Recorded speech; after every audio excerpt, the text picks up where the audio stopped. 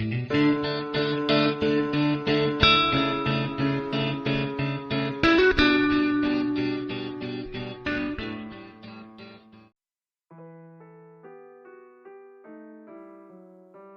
menggantung, langit kelam, gerimis perlahan turun.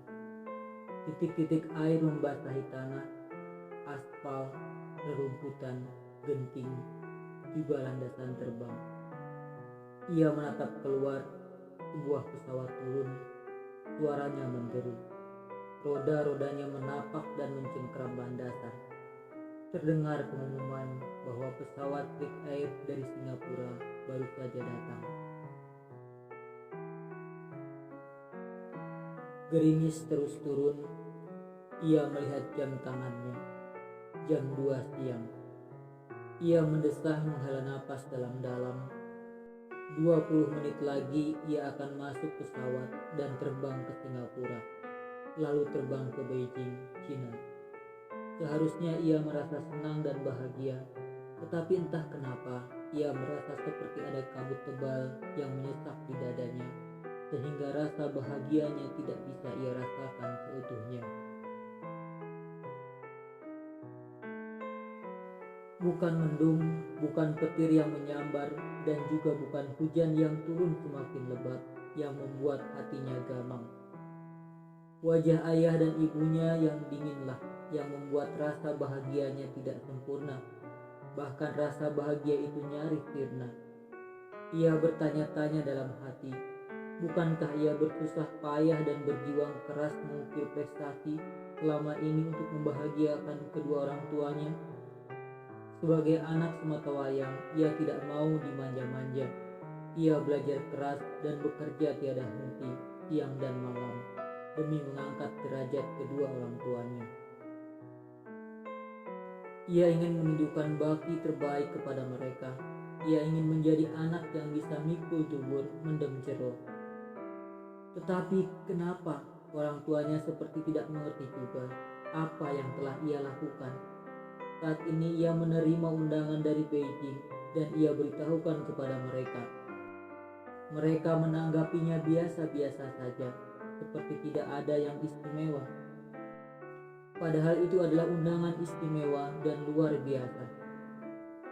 Ia diundang ke Beijing untuk menerima penghargaan atas karya-karya dan prestasinya di bidang arsitektur. Artikel yang ia tulis di jurnal ilmiah yang diterbitkan oleh RMIT Melbourne, Australia, mendapat apresiasi yang sangat luas dari pakar-pakar arsitektur dunia.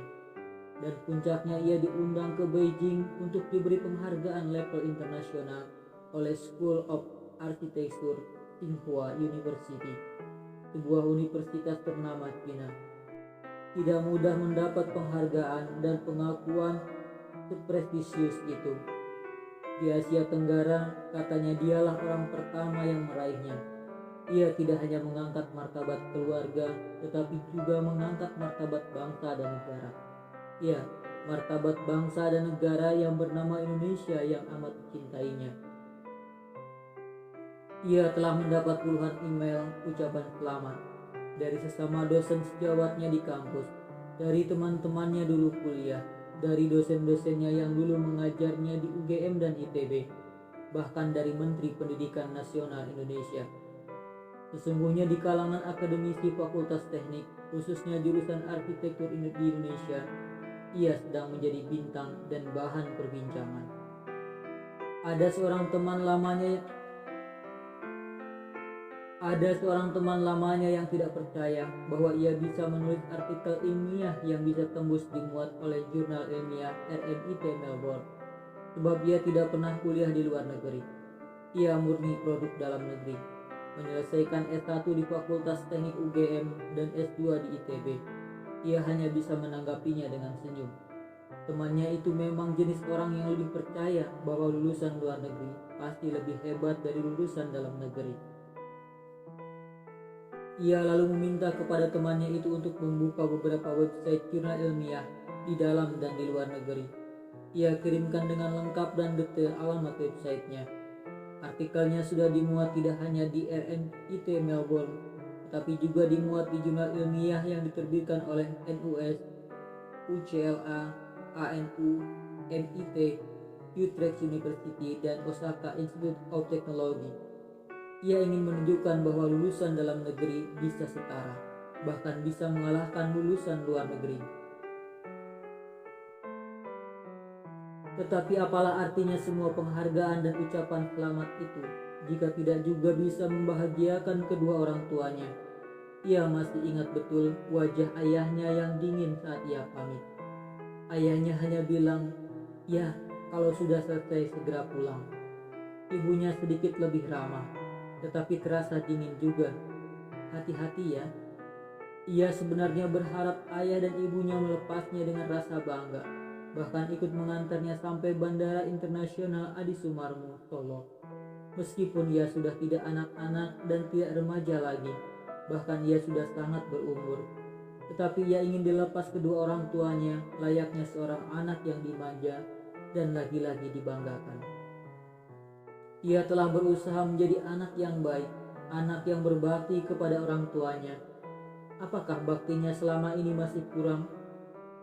Ia hampir selalu mengikuti apa yang diinginkan kedua orang tuanya, kecuali beberapa hal yang ia merasa tidak harus mengikuti kemauan kedua orang tuanya, karena ia merasa bahwa hal itu sama sekali tidak mengganggu kedua orang tuanya, dan jika ia mengikutinya, ia merasa tidak menjadi dirinya sendiri. Misalnya begitu lulus SMP, ayahnya minta masuk pesantren dan menghafal Al-Quran, tidak usah melanjutkan sekolah. Ayahnya mengatakan bahwa di pesantren juga ada madrasahnya, ia bisa melanjutkan sekolah di madrasah saja. Ibunya mendukung keputusan ayahnya. Ibunya beralasan pesantren biayanya sangat murah. Sesungguhnya ia ingin mengikuti keinginan ayah dan ibunya. Tetapi entah kenapa, ia yang menjadi lulusan terbaik di SMP terbaik di kota Semarang merasa lebih nyaman jika melanjutkan ke SMA terbaik di kota Semarang. Ia tidak membantah ayah dan ibunya saat itu.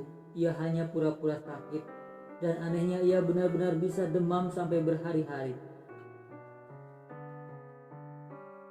Akhirnya ibunya mengajak bicara dari hati ke hati, dan ia mengutarakan bahwa keinginan terbesarnya adalah masuk SMA terbaik di kota Semarang, bukan ke pesantren. Ibunya lalu bicara pada ayahnya, daripada nanti di pesantren malah sakit-sakitan terus, ya biarlah dia melanjutkan ke SMA. Akhirnya ia diizinkan masuk SMA. Ia tahu ayahnya sangat kecewa. 3 tahun di SMA ia selesaikan dengan baik. Ia lulus dengan nilai ujian akhir tertinggi di sekolahnya. Keinginannya untuk masuk fakultas kedokteran UI, UGM, Undip atau UNS ia utarakan pada kedua orang tuanya. Ibunya sangat antusias mendengarnya. "Wah, Pak, kalau Rana jadi dokter, mulia kita, Pak." "Oh, senangnya kalau punya anak dokter." Mata ibunya berbinar-binar. Tetapi ayahnya menanggapi dengan dingin. "Senang-senang, gak dipikir biaya dari mana. Mbok ya utek tinggo, ojo perasaane wae sing dinggo." Mendengar kalimat ayahnya itu, ia lalu mawas diri dan berpikir bahwa untuk menembus masuk fakultas kedokteran UI dan UGM, ia sangat yakin bisa. Tetapi setelah masuk, biayanya dari mana? Dari kakak kelas yang sudah 2 tahun di fakultas kedokteran, ia tahu bahwa biaya pendidikan di fakultas kedokteran memang besar. Biaya praktiknya juga mahal. Ia jadi bingung saat itu mau meneruskan kemana.